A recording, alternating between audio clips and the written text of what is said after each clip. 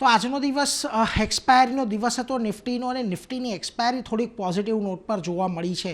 જુઓ ગઈકાલે જે આપણને કારોબાર જોવા મળ્યો નીચલા સ્તરેથી થોડી ઘણી આપણને ખરીદારી જોવા મળી, ખરીદારી આજે થોડી આગળ વધતી દેખાય છે। નિફ્ટીએ આજે આમ તો 23,270ની આજુબાજુના હાઈ બનાવ્યા હતા, પરંતુ ત્યાંથી થોડુંક નીચે ઘટીને પોઝિટિવ ટેરેટરીમાં 23,205 પર બંધ થતું જોવા મળ્યું છે। સેન્સેક્સમાં પણ એક ફ્લેટ ટુ પોઝિટિવ કારોબાર જોવા મળ્યો। જોકે જે બેન્કિંગ સ્ટોકમાં દિગ્ગજ બેન્કો જે હતી ત્યાં આગળ ખાસું એવું દબાણ હતું, એને પગલે નિફ્ટી બેંક આજે થોડો ઘણો ઘટીને બંધ થયો છે, પરંતુ અહીંયા પણ 48,500ના લેવલ એક યથાવત ટકાવી રાખ્યા છે। મિડકેપ અને સ્મોલ કેપમાં આજના દિવસે સારી તેજી જોવા મળી અને એનો તમામ શ્રેય જાય છે મિડકેપ આઈટી કંપનીઓને કે જ્યાં આગળ પરિણામ બાદ આજે સારી તેજી જોવા મળી। એટલે જો સેક્ટોરિયલ ઇન્ડાઇસીસમાં પણ તમે ધ્યાન આપશો તો ત્યાં આગળ પણ તમને આઈટી સ્ટોક્સ એવા છે કે જે સૌથી વધેલા દેખાશે। આજે નિફ્ટી આઈટીની અંદર લગભગ 0.25%નો ઉછાળો આવ્યો છે। ફાર્મા અને હેલ્થકેરમાં એક તેજી કાયમ છે અને ઓટોએ આજે થોડું ગિયર બદલવાનો પ્રયત્ન કર્યો અને 1% તેજી આજે અહીંયા તમને જોવા મળી। પરંતુ આજે જો દબાણ ક્યાં આવ્યું છે, મોટેભાગે ફાઇનાન્શિયલ સેક્ટરની અંદર દબાણ આવ્યું છે, કારણ કે જુઓ પ્રાઇવેટ બેંક ઘટેલા છે, પીએસયુ બેંકની અંદર એક મ્યુટેડ કારોબાર રહ્યો અને નિફ્ટીની અંદર એક મ્યુટેડ કારોબાર રહ્યો। એક બીપીસીએલના પરિણામ આવ્યા અને રિલાયન્સમાં જે છેલ્લે ઘટાડો આવ્યો એને લઈને ઓઇલ એન્ડ ગેસની અંદર થોડુંક દબાણ આજના દિવસે આપણને જોવા મળ્યું છે। પરંતુ નિફ્ટીના ફ્રન્ટ પરથી જો આજે દિવસનો હીરો રહ્યો હોય તો અલ્ટ્રાટેક સિમેન્ટ છે। ખૂબ સારા પરિણામ આવ્યા, અનુમાન કરતાં સારા પરિણામ અહીંયા આપણને જોવા મળ્યા, એને પગલે સ્ટોક 7% જેટલો આજે ચાલી ગયો છે। જોકે અહીંયા પણ થોડો ઘણો ઉપરના સ્તરેથી દબાણ આવ્યું, પરંતુ એટલું બધું કંઈક મહત્વનું નહોતું।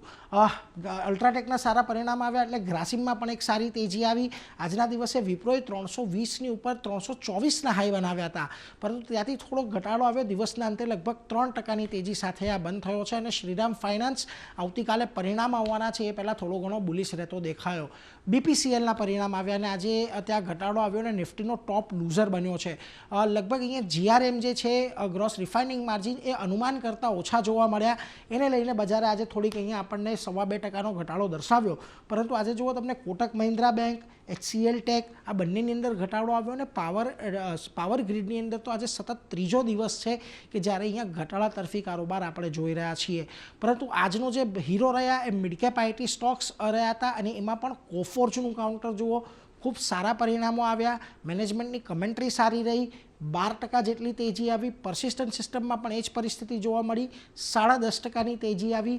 ભારત ડાયનામિક્સ અહીંયા એક સારા પરિણામો આપણને રહેતા જોવા મળ્યા અને ડિક્સન ટેકની અંદર પણ એક સારી તેજી આજના દિવસે આવી છે। પરંતુ મિડકેપ આઈટીમાં તમને આજના દિવસે જે ઘટાડો આવ્યો એમાં એયુ સ્મોલ ફાઇનાન્સ બેંક આજે એક બ્રોકરેજ રિપોર્ટ આવ્યો હતો, એને પગલે લગભગ 3.5%નો ઘટાડો આવ્યો। આ ઉપરાંત હુડકોમાં એક દબાણ રહ્યું, એચપીસીએલ, ઇરેડા જેવા કાઉન્ટર પણ આજના દિવસે બંધ થયા છે।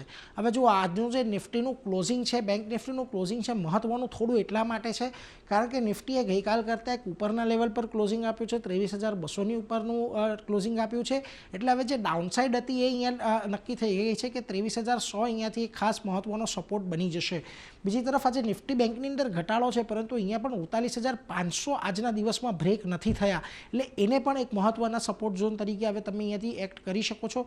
જોકે અત્યારે સંકેતો ઘણા બધા છે, પરંતુ આવતા અઠવાડિયે આપણને ઘણી બધી ઇવેન્ટો થતી જોવા મળશે। એક તો એક્સપાયરી છે, બીજું બેંક ઓફ જાપાનની બેઠક થવાની છે, ફેડની બેઠક થવાની છે અને બજેટ છે। એટલે હવે આ બધાની અસરની વચ્ચે થોડી ઘણી વોલેટિલિટી કદાચ તમને વધતી જોવા મળે।